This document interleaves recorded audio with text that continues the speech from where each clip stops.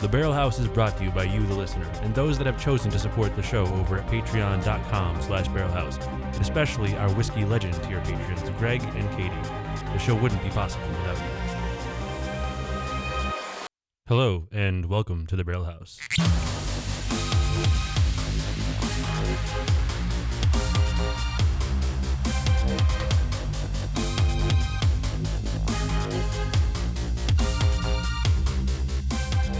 Yes, and welcome back to the Barrel House. I am your host, Joe Kane, and today marks an important day. Today marks the first episode post-launch of the Patreon, and I have to say, I'm overwhelmed.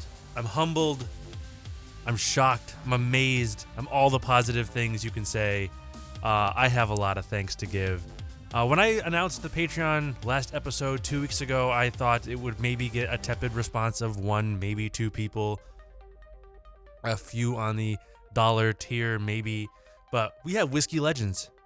We have $5, $10, and $20 tier patrons. We have support I never thought I would get this early on. So I have to say thank you very much. Now, as per accordance to the Patreon itself, I have some names to read out here. So I have to thank Connor Cab for being my first patron, like by a mile. He beat my mom. He beat my mom to Patreon. Not by a ton, but by a fair amount. Enough to mention. So thank you, Cab. I also have to thank Chris Jonesy over at the Cantina Cast. I have to thank Greg and Katie and Joe and Karen. It has been shocking. Really an amazing thing. So thank you so much, everybody, for your support. I am so looking forward to what comes in the future. I feel like with your support behind me, I have the ability to grow this show, to do new things, and we're going to do it together, and I am super excited. So, if you are not part of the Patreon posse and you want to be, you can do that over at patreon.com/barrelhouse, and you can get your name read at the top of the show when you're on your first episode, or get your episodes early. Oh, that's another thing. You might notice this episode's coming out on Wednesday if you're not a Patreon, and if you are, you got it on Monday. That's a new release schedule, folks. That's how it's going to be. That's how it's going to be from now on. If you're on Patreon, you're going to get it early because you deserve it. You deserve it early. That's why. So thank you, everybody, very much for that. So with that being said, with the new schedule being what it is, that means this will drop on Wednesday, and the Friday immediately following this episode's drop, there will be a live stream. So check the live stream at barrelhouse.live or barrelhousepodcast.com, and you can see the live stream link there. That will be on Friday the 16th at 8:30 p.m. So Eastern time. So I hope to see y'all there. We've been having a lot of fun with those lately. So I'm not really sure what we're going to do for this week's. I'm recording this, obviously, about a week ahead, so we're going to come up with something fun for that, but I don't know what yet. But today we're going to talk about the whiskey that almost turned me off to whiskey. Sort of. We're going to talk Lagavulin 16, right? And so this is a great one that many of you have probably heard about, even if you're not quote-unquote whiskey people. You've probably heard the name on this one. This is the one that you see always associated with, at least to me, it's the one that always comes to mind with Islay Scotches, thanks to Parks and Rec. Ron Swanson's man. I had this the first time when I was way too early in my whiskey journey, like still in the having a hard time stomaching Jameson period of life. And it was a little too intense. It almost threw me off. I had a moment with it. I didn't come back to it for a long time, for a lot of years. Not until after Ardbeg had convinced me that whiskey could be amazing. And so when I did finally come back to it, I found an amazing whiskey that I had overlooked for many years. Lagavulin, like I said, one of the most famous, if not the most famous, Islay whiskeys, the one that people think of most often. It was founded in 1816. It's on the southern part of Islay, and it was founded by a couple of guys, John Johnston and Archibald Campbell Brooks. They built 2 distilleries there. One of them became Lagavulin. The other one got taken over. It's not really well known, or we're not really sure which one took over who. History is, history does. It differentiates itself with this slow distillation and with these big pear-shaped pot stills. And thanks to Parks and Rec, like I said, it is probably the most well-known Islay Scotch. It's the one that I always think of. It's, there's a whole episode where, forget her name, Amy Poehler's character there gets Ron Swanson a trip to the Lagavulin distillery, right? It's a big thing, right? It's a really great whiskey, though. It is well-deserved its iconic place in whiskey lore. So just like just about everything else seems to be these days, it is now currently owned by Diageo. And, I mean, whatever. That's business these days. There's no such thing as a small company anymore. It seems like it anyways. And they have a number of expressions, like the 8, the Nick Offerman edition, which I believe is 11. There's a 12-year-old cask strength. There's the distiller's cut. There's a bunch. But the 16, the one I have here today, I believe is the most iconic of those expressions. It's the one you always see. It's the one you think of most often. It's also so it's obviously 16 years old, and it's relatively low alcohol. It's like 43% alcohol by volume, which is not amazing. I prefer a little hotter than that normally, but for what it is, it packs a tremendous punch flavor-wise. And the bottle on this, that's not just the name, the bottle on this just screams class and tradition and history to me. It looks like a 200-year-old bottle of scotch. It's amazing. I love the bottle. I mean, everything. It's like the shape, the weird, not quite green, not quite brown color, the way the labeling is, the text, everything. It's a solid bottle. I really, really, really like this bottle. On the nose, it's like immediately all of the peat and just tons of peat, oceanic brine, like a big salty fish. It's super smoky, but in this like ashy, earthy smoke and not so much like rich and meaty. This is like what I was saying, right? With the way peat and smoke tends to express itself differently amongst the big names. This is one of those ones that comes across. I mean, it's probably the most balanced of the peat expressions that I've had, but it's definitely different, right? It's a very, the peat is super present, but it's not dominating. Like it is dominating in Ardbeg and in Laphroaig. Very different, in very different ways, but it is dominating, and it is very balanced. There's a ton of it here, but it's balanced. There's like a bunch of rubber, like tires, like new tires and iodine. Band-Aids, like when you first open when you first peel open a Band-Aid package and you get that little whiff of that plasticky, rubbery bit that's been sealed up in that waxy paper. You go back in after a couple of whiffs though, after you've acclimated some, and you get these like sweet buttered apples and honeyed biscuits. There's caramel and a little bit of vanilla. You get some of that oak. I mean, it spent some time in a barrel, right? 16 years, it's got some oak on it. This is one where the palate really lines up beautifully with the nose. I would say the peat comes through more present in the nose. I mean, there's a lot of peat in the palate too, don't get me wrong, but I feel like the peat hits you first in the nose, and I think on the palate, I get the ash and the smoke first, like thin, like the morning after a fire. I get salt and brine, like super salty, briny water, seaweed.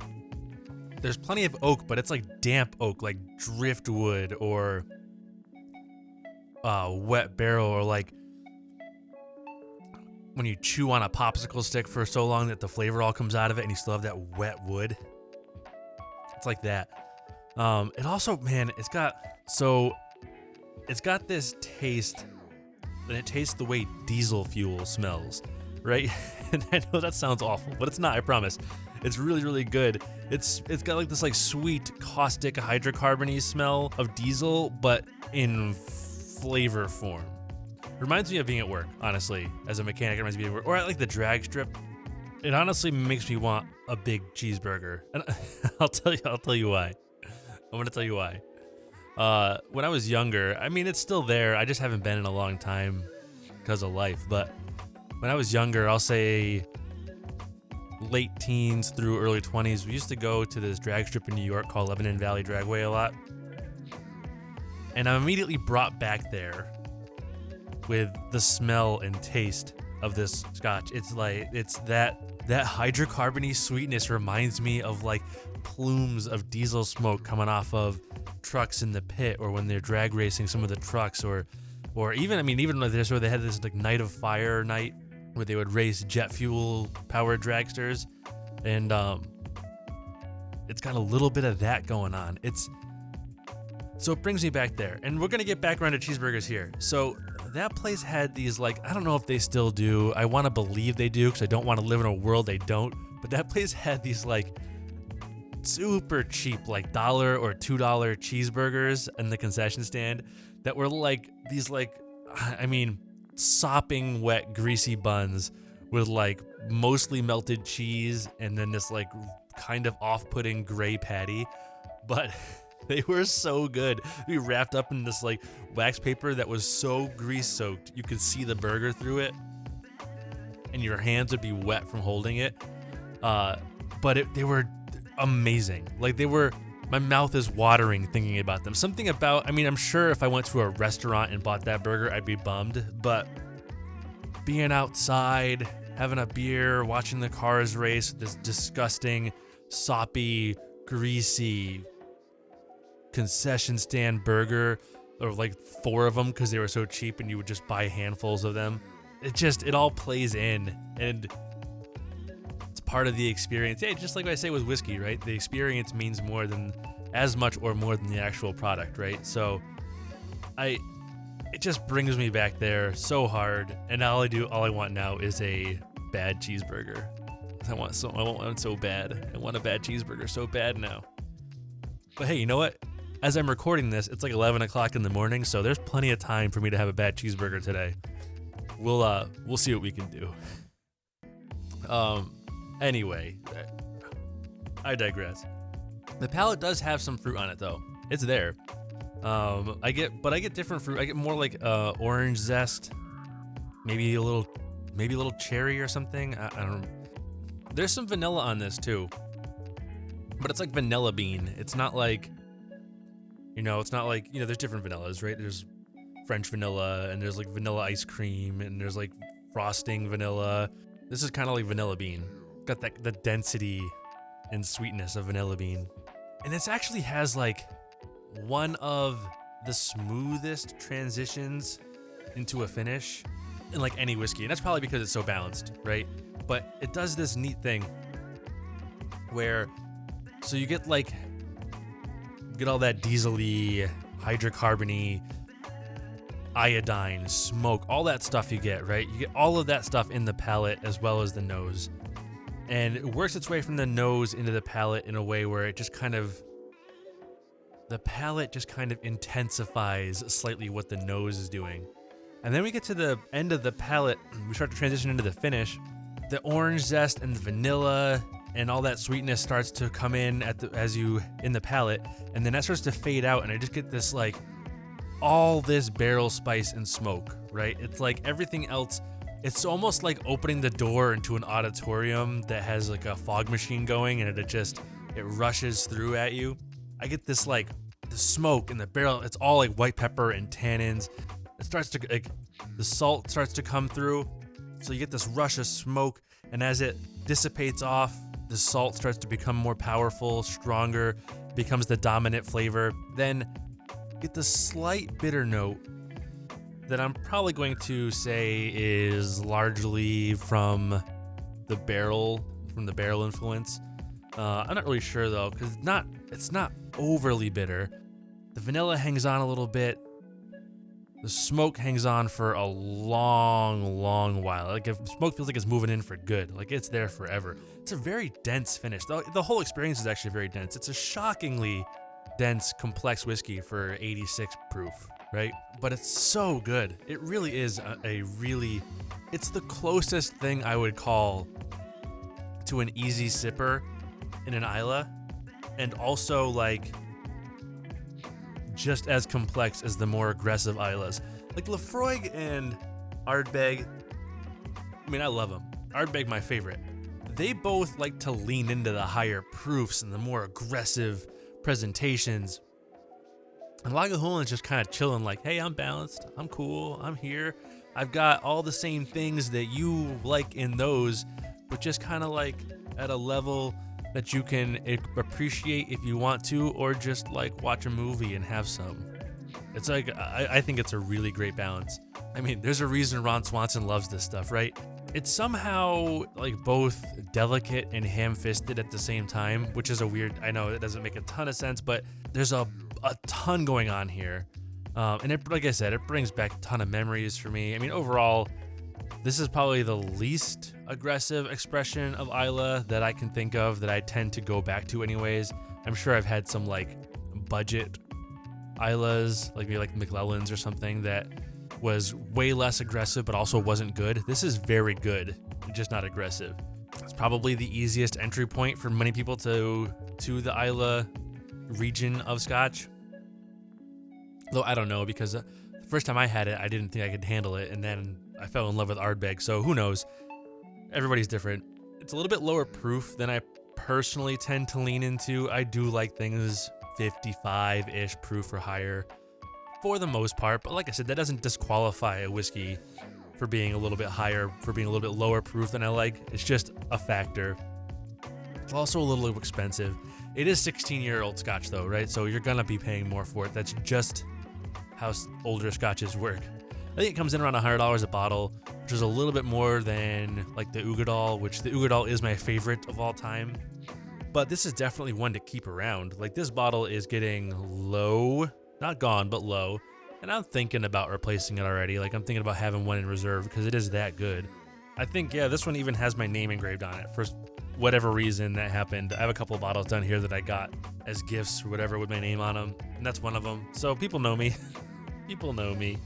But I mean, honestly, it's worth the price, even at the lower proof. It's a great pour, and it's one very worthy of sharing with friends. You're not gonna have any regrets about this one, for sure. That's gonna do it for us as far as the Lagavulin 16 today, but I do have a couple other little things here. Obviously, I've already plugged the Patreon. I'm gonna plug it again here in a little bit different way. I'm gonna say, especially for those of you who have jumped on the Patreon, but for all of you, genuinely for all of you, let me know what you want to see for content in the future. The Patreon does have exclusive content. If you have interest in that, patreon.com/barrelhouse, and let me know what you would like to see as far as exclusive content for the show on that Patreon. And for those of you who just can't or whatever, I mean, like I do not feel like you have to support the show on Patreon. It goes a long way. It means a lot to me, for sure. But if you don't find the value in the show, or don't have the freedom financially to throw $1 a month at me, then don't. But listening is also a great way to support me. So do that if that's all you can do. I appreciate it either way.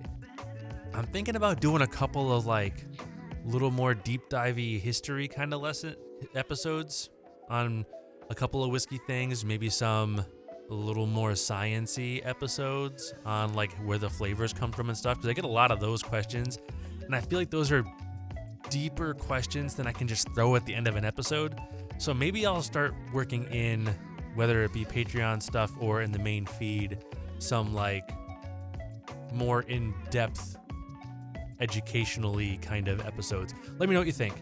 And you can do that at barrelhousepodcast@gmail.com, or you can go to barrelhousepodcast.com, and there's links there to all the social medias and emails and whatnot. There's also a link there for the Patreon and for merch and all the ways you can support me. You can go to barrelhouse.live for the YouTube, or there's a link at barrelhousepodcast.com. Get at me. Let me know what you think about all those things. Also, if you please could, I don't think you realize how big of a difference it makes for you to jump onto iTunes and rate and review the show. It goes a really long way when you do that. So do that if you can, and whatever support you can offer, whether it's iTunes reviews or telling a friend to listen to the show, another great way to support me, or whether it's Patreon, whatever it might be, even if it's just a follow on Instagram and a couple of likes and maybe a supportive message. They're all appreciated. So thank you all very much. I hope you enjoyed the episode. I hope you all go get some Lagavulin 16 and try it out and let me know what you think of it. And until next time, take care of yourselves. Slàinte Mhaith. The Barrel House is written, produced, and hosted by Joe Kane, and it's a proud member of the Earglue Media Network. Views and opinions expressed on this show belong only to the mouth they came out of. And as always, please remember to drink responsibly. Slàinte Mhaith.